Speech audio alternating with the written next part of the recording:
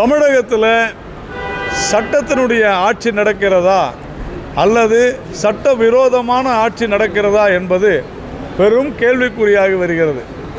ஒவ்வொரு விவகாரத்திற்கும் நீதிமன்றம் தலையிட்டு தன்னுடைய கண்டனங்களை தெரிவித்து அரசு எப்படி நடந்து கொள்ள வேண்டும் என்ற அறிவுரை கூறுகிற அளவிற்கு இந்த அரசாங்கம் அராஜகமிக்க மோசமான ஒரு அரசாங்கமாகி வருகிறது.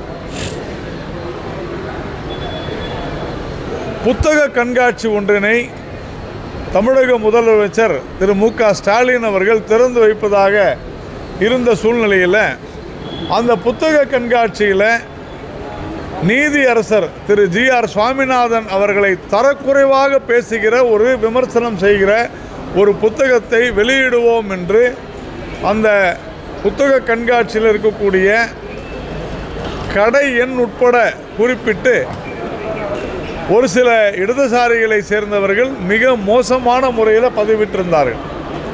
உடனடியாக இந்த விவகாரத்தை சொல்லி நடவடிக்கை எடுக்க வேண்டும் என்று நாம் கேட்டிருந்தும் கூட ஒரு நீதியரசரை இப்படி தரக்குறைவாக விமர்சிக்கிறார்களே, தமிழக முதலமைச்சர் திறந்து வைக்கக்கூடிய ஒரு புத்தக கண்காட்சியில் நீதிமன்றத்தை நீதிபதியை அவதூறாக பேசக்கூடிய ஒரு கடை இடம் பெறுகிறது. அதனால் முதலமைச்சர் தன்னுடைய பொறுப்பை உணர்ந்து கொண்டு தார்மீக கடமையை உணர்ந்து செயல்பட வேண்டும் என்று கேட்டிருந்தோம். ஆனால் 3 நாட்களாக முதலமைச்சரிடமிருந்தோ அரசிடமிருந்தோ எந்த நடவடிக்கையும் இல்லாத சூழ்நிலையில் இப்பொழுது இன்றைக்கு சென்னை உயர்நீதிமன்றம் இந்த புத்தகத்திற்கு தடை விதித்து உத்தரவு போட்டிருக்குது. இப்படிப்பட்ட ஒரு வெட்கக்கேடான ஒரு சூழ்நிலை தான் தமிழகத்தில் நிலவி கொண்டிருக்கிறது.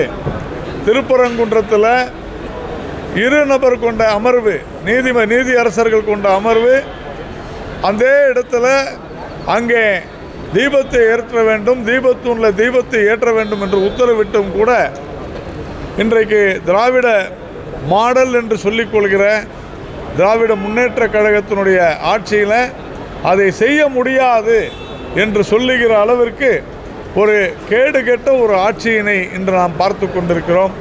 அதிலும் குறிப்பாக இந்த மாநிலத்தினுடைய சட்ட அமைச்சராக இருந்த ரகுபதி என்கின்ற ஒரு அமைச்சர், இப்போது இருக்கக்கூடிய ஒரு அமைச்சர், அந்த அமைச்சர் மிக மோசமான முறையில் நம்முடைய கடவுளையும் நம்முடைய தெய்வங்களையும் அவர் ஒப்பிட்டு பேசுவது. எப்படி ஒப்பிட்டு பேசுகிறார் என்றால், பிணங்களை எரிக்கிற இடத்தில் தானே எரிக்க முடியும், வேறு இடத்துல எரிக்க முடியும் என்று கேட்கிறார்.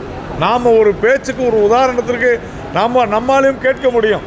பிணங்களை புதைக்க வேண்டிய இடத்தில் தான் புதைக்க வேண்டும். ஆனால் எங்கள் தலைவரை மெரினா பீச்சில் புதைக்கணும்னு கேட்டு அழுதது யார்? இதே திராவிட முன்னேற்ற கழகம் தானே. புதைக்க வேண்டிய இடத்துல புதைக்கணும்னு நம்ம கேட்டால் அவங்க அமைதியாக இருப்பாங்களா? என்ன நியாயமான விஷயமா இது? எதற்கு எதை பேசுவது? அதே மாதிரி நீதிமன்றம் சொன்ன உத்தரவை, நீதிமன்றம் அளித்த தீர்ப்பை சட்டவிரோதம்னு ஒரு அமைச்சர் சொல்லுது மிகப்பெரிய கிரிமினல் குற்றம். அரசியலமைப்பு சட்டத்தின்படி பதவியேற்றுக் கொண்ட ஒருவர் நீதிபதி அளித்த தீர்ப்பை விமர்சனம் செய்வது, அவருக்கு உள்ளர்த்தம் கற்பிப்பது, அது சட்டவிரோதமான தீர்ப்பு என்று சொல்லிவிட்டு இன்னும் ரகுபதி பதவியிலே அமர்ந்திருப்பது என்பது இந்த மாநிலத்திற்கு வெட்கக்கேடான தலைகுனிவான ஒரு விஷயம். இதற்கு முதலமைச்சர் தான் பொறுப்பேற்க வேண்டும். இந்நேரம் ரகுபதியை பதவியை விட்டு நீக்கி இருக்க வேண்டும், ரகுபதியை கைது செய்திருக்க வேண்டும்.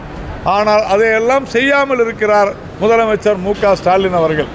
விநாசகாலே விபரீத புத்தி என்று சொல்வார்கள். அப்படிப்பட்ட ஒரு மோசமான சூழ்நிலையை நோக்கித்தான் தமிழகம் சென்று கொண்டிருக்கிறது. இன்று காலையில் பார்க்கிறோம், ஏகாம்பரேஸ்வரர் கோயிலில் காஞ்சிபுரத்தில் இது எப்பொழுதோ நடைபெற்ற ஒரு குற்றமாக இருந்தாலும் கூட பக்தர்கள் காணிக்கையாக செலுத்திய 317 சவரன் நகை, அது எதுவுமே உண்மை அல்ல, அசல் அல்ல, போலி நகை என்று இதே காவல்துறை குற்றப்பத்திரிகை எழுதியிருக்கிறது. அப்படிப்பட்ட ஒரு மோசமான 317 சவரன் எத்தனை கோடி என்று கணக்கிட்டுக் கொள்ளுங்கள். ஒரு கோவில்லையே 5 கோடி 6 கோடி அளவுக்கு கொள்ளையடித்தா எவ்வளவு கோவில்களில் இவங்க இந்த மாதிரி இப்படி செஞ்சுருப்பாங்க. கருணாநிதி அவர்களுடைய பராசக்தியினுடைய வசனம் தான் நமக்கு நினைவுக்கு வருகிறது. இது கோவில்கள் கொள்ளையர்களின் கூடாரங்களாகி வருகின்றன என்று கருணாநிதி சொல்லி இருக்கிறார். அதுபோல இன்னைக்கு கோவில்கள் கொள்ளையர்களின் கூடாரங்களாக, குறிப்பாக இந்து அறநிலையத்துறையினுடைய கூடாரமாக, கொள்ளை கூடாரமாகி கொண்டிருக்கிறது. ஒவ்வொரு நாளும் கோவில்களில் அடிக்கக்கூடிய இந்த கொள்ளை சட்டவிரோதமாக இந்து அறநிலையத்துறை செயல்பட்டு வருகிறது. 40 வருடங்களாக சொல்லி வருகிறோம், இந்து கோவில்களை விட்டு அரசே வெளியேறு என்று சொல்லி வருகிறோம். அதற்குண்டான காலம் இப்பொழுது கனிந்திருக்கிறது, வந்திருக்கிறது. இந்த அரசாங்கத்தில் தொடர்ந்து நாம் பார்த்து, திருப்பூரில் கூட இன்றைக்கி ஒரு கோவிலை எடுத்து தள்ளி இருக்கிறார்கள். அங்கு சென்ற இந்து முன்னணி தலைவர் காடேஸ்வரா சுப்பிரமணியன் அவர்களை கைது செய்திருக்கிறார்கள். இது இந்து விரோத அரசாக செயல்பட்டு கொண்டிருக்கிறது என்பதற்கு நான் இப்பொழுது சொன்ன 4 விஷயங்களை தவிர வேறு உதாரணங்களே தேவையில்லை. ஏனென்றால் இஸ்லாமியர்களும் கிறிஸ்துவர்களும் மசூதிகளிலும் சர்ச்சைகளிலும் வாக்களிக்கிறார்கள். மொத்தமாக அவர்கள் சொல்வதை கேட்டு வாக்களிக்கிறார்கள் என்ற ஒரே காரணத்தினால மத ரீதியாக அரசியல் செய்து கொண்டு மதவாத அரசியலை முன்னெடுத்து கொண்டிருக்கிறார் முதலமைச்சர் மு க ஸ்டாலின் அவர்கள். இப்படிப்பட்ட ஒரு மோசமான அரசு இந்த சுதந்திர இந்தியாவிலேயே இருந்ததில்லை என்கிற அளவிற்கு இந்த அரசாங்கம் ஒரு கேடுகெட்ட அரசாக, இந்த அரசாங்கம் இந்துக்களுக்கு எதிரான ஒரு அரசாக, இந்த அரசாங்கம் தமிழர்களுக்கு எதிராக ஒரு அரசாங்கமாக இருக்கிறது. இதில் இப்போது இந்த 3000 ரூபாய் கொடுக்குறேன் அப்படின்னு சொல்லியிருக்கிறாங்க. இந்த 3000 ரூபாய் கூட 2 ஆண்டுகள் கொடுக்கவில்லை. வருடம் 1000 இருந்ததை 2 வருடங்கள் நிறுத்திவிட்டு தேர்தல் நேரத்தில் 3000 கொடுத்தா மக்கள் அதை நம்பி ஏமாறுவார்கள் என்று நினைக்கிறார்கள். அதிலும் கூட நேரடியாக மக்களுடைய வங்கி கணக்கில் செலுத்தக்கூடிய வாய்ப்பு இருந்தும் கூட இதே முதலமைச்சர் மு க ஸ்டாலின் எதிர்க்கட்சி தலைவராக இருந்த பொழுது கூட நேரடியாக வங்கி கணக்கில் பணம் செலுத்த வேண்டும் என்று சொன்னார்.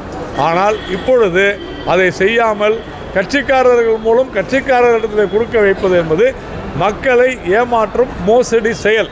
அதனால் இந்த அரசாங்கம் உடனடியாக வீழ வேண்டிய அரசாங்கம். நான் மேலே சொன்ன பல்வேறு விஷயங்களை, குறிப்பாக ரகுபதி அவர்களை பதவி நீக்கம் செய்ய வேண்டும் என்பது நம்முடைய கோரிக்கையாக இருக்கிறது.